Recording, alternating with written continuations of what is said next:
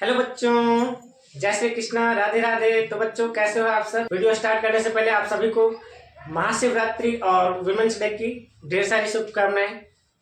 बच्चों आज का ये वीडियो आपके लिए बहुत ही इंपॉर्टेंट होने वाला है। जैसे कि आप सब जानते हो कि सीबीएसई क्लास 10th का एग्जाम जो है, मोस्ट ऑफ द एग्जाम्स खत्म हो चुके हैं और मैथ्स का पेपर अभी भी बाकी है। जी हाँ बच्चों, ये मैथ्स काफी लोगों के लिए ऐसा सब्जेक्ट होता है जो बहुत काफी लोगों को डराता है ना। तो मैथ्स से डरने की चीज नहीं है, मैथ्स से डरना बिल्कुल भी नहीं है। आपने पूरी साल पढ़ाई की तो वही तो देखना है ना कि आपने पूरी साल क्या पढ़ाई की, तो फिर डरना किस बात का। ठीक है बच्चों, तो मैं आपके सामने आज उपस्थित हूं लेकर के कि कैसे आप लास्ट मिनट में आप अपने मैथ्स के प्रिपरेशन में एक अच्छा सा योगदान दो। इम्पोर्टेंट क्या क्या important tips and tricks strategy अपनाओगे जिससे कि आप अपने मैथ सब्जेक्ट में एक अच्छा स्कोर प्राप्त कर सको, है ना। तो चलिए वीडियो को स्टार्ट करते हैं। देख किस बात की, चलिए बच्चों, मैथ्स बहुत ही अच्छा सब्जेक्ट होता है और एक स्कोरिंग सब्जेक्ट होता है। अगर आपने मैथ्स को अच्छे से सॉल्व कर लिया तो इसमें 100 आउट ऑफ 100 मार्क्स आने के चांसेस होते हैं। ठीक है, और दूसरा कोई सब्जेक्ट ऐसा नहीं है जिसमें आप 100 में 100 स्कोर कर सकते हो, लेकिन मैथ्स एक ऐसा सब्जेक्ट है जिसमें आप 100 आउट ऑफ 100 स्कोर कर सकते हो। ठीक है, तो आज मैं आपको बताने वाला हूं कि कैसे आप लास्ट मिनट में रिवाइज करके मैथ्स में एक अच्छा परसेंट 95 प्लस मार्क्स स्कोर कर सकते हो। ठीक है बच्चों, क्योंकि देखो कहते हैं ना कि अंत भला तो सब भला। तो अगर आपका मैथ्स का पेपर अच्छा जाएगा तो बाकी सब भी अच्छा ही होगा। चलिए वीडियो को स्टार्ट करते हैं। तो सबसे पहले आपको क्या करना है बच्चों, अपने सिलेबस को जानना है कि आपके सिलेबस में कौन कौन से चैप्टर से क्या क्या आ रहे हैं, कितने मार्क्स के कौन से चैप्टर से कितने मार्क्स के क्वेश्चंस पूछे जा रहे हैं। ठीक है, तो मैंने यहाँ पे सिलेबस को आपके चैप्टर वाइज वेटेज नोट कर दिया है। आप इसको राइट कर सकते हो, ठीक है, लिख सकते हो। चैप्टर 1 की मैं बात करूं बच्चों, नंबर सिस्टम, तो नंबर सिस्टम से यानी रियल नंबर चैप्टर 1 से आपका 6 मार्क्स का पूछा जाएगा, जिसमें आपका एचसीएफ, एलसीएम, प्राइम फैक्टराइजेशन से पूछा जाएगा। ठीक है, और इरेशनल नंबर को प्रूफ करने के लिए √3, √2, √5, है ना, ये सब इंपॉर्टेंट क्वेश्चन है बच्चों, ये सब एक बार देख लेना। उसके बाद है आपका बच्चों अलजेब्रा यानी कि इसमें आपका 4 चैप्टर आ जाता है, चैप्टर 2, 3, 4, 5, है ना। ये चारों चैप्टर से मिलाकर के आपको 20 मार्क्स के आ जाते हैं। चैप्टर 2 में आपका बच्चों पॉलिनोमियल्स है, जिसमें आपका नंबर ऑफ जीरोस फाइंड करना होता है, क्वाड्रेटिक पॉलिनोमियल का जीरोस फाइंड करना होता है। ठीक है, रूट्स फाइंड करना होता है, और अगर रूट्स दिया हो तो उस पर बेस्ड क्वाड्रेटिक पॉलिनोमियल फाइंड करना होता है। चैप्टर 3 में आपका पेयरिंग ऑफ लीनियर इक्वेशन, जिसमें आपका एलिमिनेशन, सब्स्टिट्यूशन और ग्राफिकल मेथड से लीनियर इक्वेशंस को सॉल्व करना होता है।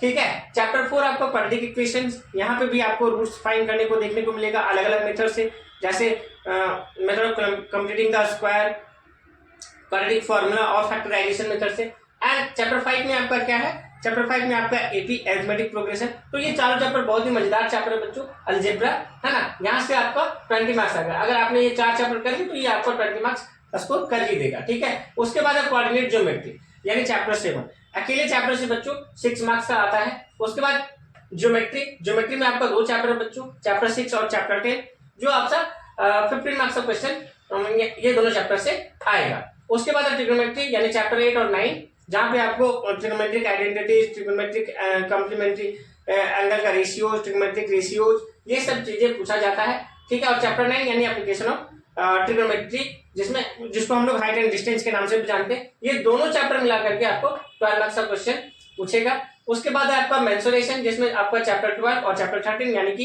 एरिया रिलेटेड टू सर्कल और वॉल्यूम एंड सरफेस एरिया, यहाँ से आपके 10 मार्क्स बनेंगे।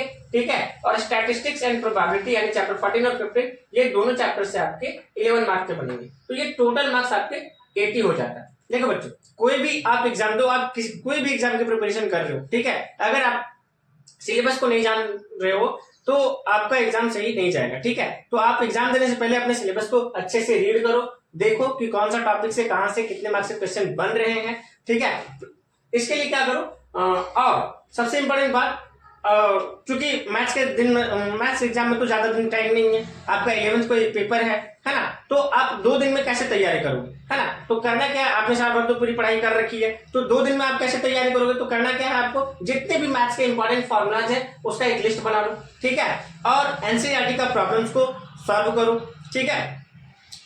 प्रॉब्लम्स को जब भी आप सॉल्व करोगे तो ध्यान रखना कि प्रॉब्लम्स को आप बीच में छोड़ करके नहीं भागोगे, कि जैसे कोई प्रॉब्लम आपको सॉल्व करने आ रहा है तो उसको आधा दूर तक सॉल्व किए और फिर वहां से छोड़ दिया, अरे ये बन जाएगा, इजी है, तो इसको आधा अधूरा छोड़ करके चले जाते हैं। ऐसा नहीं करना है बच्चों, ठीक है। आप जो भी प्रॉब्लम सॉल्व कर रहे हो उसको पूरा सॉल्व करके ही छोड़ना है, ठीक है, ताकि एग्जाम में ये सस्पेंस नहीं हो जाए कि अरे ये तो मैंने आधा ही छोड़ा था, अब पूरा बन ही नहीं रहा है तो क्या होगा। इसीलिए एग्जाम में मतलब आपको अभी पूरा का पूरा क्वेश्चन सॉल्व करना है, आधे अधूरे क्वेश्चन सॉल्व करके नहीं छोड़ना है, ठीक है। उसके बाद एनसीईआरटी के सारे प्रॉब्लम्स को आपको सॉल्व करना है, फिर आपको प्रीवियस ईयर के क्वेश्चन सॉल्व करने। देखो बच्चों, क्या जाए, प्रीवियस ईयर क्वेश्चंस कहीं ना कुछ क्वेश्चंस रिपीटेड होते हैं, आपका 30 to 40% क्वेश्चंस रिपीट होता ही होता है। तो आपको क्या करना है, प्रीवियस ईयर क्वेश्चंस पेपर को आपको सॉल्व करने, कम से कम आप 10 सेट लगा लो उसके, ठीक है। और ये ध्यान रखिएगा बच्चों कि कोई भी एक क्वेश्चन के पीछे ज्यादा टाइम नहीं देना, जो क्वेश्चन आपसे सॉल्व नहीं हो रहा है और उसके पीछे ज्यादा टाइम नहीं लगा देना है, मतलब किसी एक क्वेश्चन के पीछे आपको दिन भर टाइम नहीं स्पेंड करना है, ठीक है। जो क्वेश्चन नहीं बन रहा है वो आप अपने टीचर्स, अपने फ्रेंड्स वगैरह से कंसल्ट करके पूछ सकते हो, उसका प्रॉब्लम सॉल्व कर सकते हो। किसी एक क्वेश्चन के पीछे मतलब पूरा दिन भर टाइम नहीं स्पेंड करना है, ठीक है। और जब भी आप क्वेश्चंस को सॉल्व करते हो बच्चों, तो ध्यान रखना कि स्टेप वाइज स्टेप सॉल्व करें, ठीक है, कोई भी स्टेप मिस नहीं होना चाहिए। और जब भी आप आंसर लिखते हो तो आंसर को क्या करना है कि जब भी आप आंसर वगैरह लिखते हो तो आंसर को आप एक बॉक्स में लिखना, ठीक है, यूनिट के साथ। यूनिट लिखने मत भूलना, ठीक है, यूनिट के साथ लिखना है, ये ध्यान रहे। और तो और आप जब भी कॉपी लिख रहे हो ना, तो कॉपी का मतलब लिखने का जो तरीका होता है वो नीट एंड क्लीन होना चाहिए, कटकुट ज्यादा नहीं होना चाहिए, है ना। अगर आपसे कहीं मिस्टेक भी हो गया तो आपको एक लाइन चला करके छोड़ देना है, सिंपल सा ऐसे एक लाइन, उसको प्रिंटिंग करने मत लग जाना, ठीक है।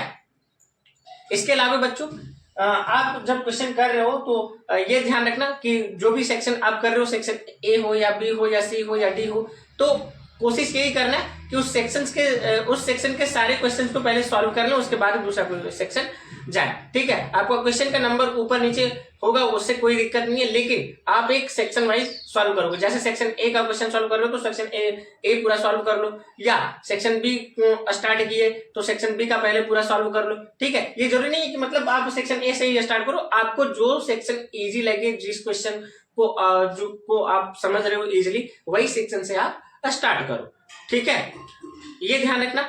और दूसरी बात क्या कि जब भी आप क्वेश्चन कर रहे हो, ठीक है, तो क्वेश्चन नंबर प्रॉपर तरीके से डालना, ठीक है, क्वेश्चन नंबर डालने मत भूलना, ठीक है। और इस बात का भी ध्यान रखें कि जब आप कोई क्वेश्चन वगैरह सॉल्व कर रहे हो तो कभी कभी क्वेश्चन में क्या आता है कि जब हम लोग आइडेंटिटीज वगैरह सॉल्व करते हैं तो उसमें कुछ फॉर्मुलाज वगैरह यूज होते हैं, तो वो फॉर्मुलाज को वहां पे स्टेप वाइज में रिप्रेजेंट करना है, लिखना है, ठीक है। इससे आपका क्या होगा कि एग्जामिनर पे एक अच्छा इंप्रेशन पड़ेगा, ठीक है। तो बच्चों ये थी कुछ टिप्स एंड ट्रिक जिसको आप फॉलो करके मैथ्स में एक अच्छा स्कोर कर सकते हो, ठीक है।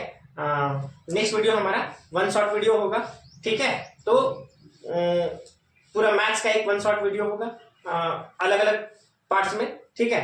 तो इस वीडियो को देखने के लिए, 1 शॉट वीडियो देखने के लिए आप वीडियो को चैनल को लाइक एंड सब्सक्राइब जरूर करें। Thank you.